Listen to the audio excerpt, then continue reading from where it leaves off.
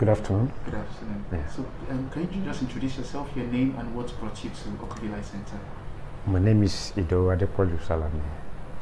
So what brought me here is the issue I'm having with my eyes. I was unable to see clearly anymore. I have blurring vision, itching, and lots more.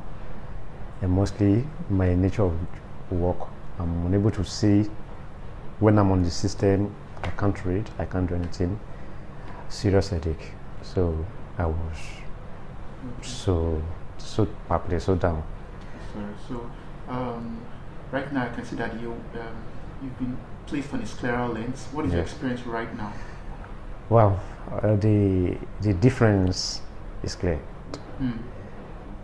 Let me say in my own time, because I'm good at mathematics. So it's like initially I was, let me say I placed myself on 20%. Now I'm on 95% if I don't want to exaggerate. Wow, because I can see more than you're not my feeling any discomfort, any pain? No. Right now? No, not at all. Okay, thank you very much, Mr. You're Salami. welcome, sir.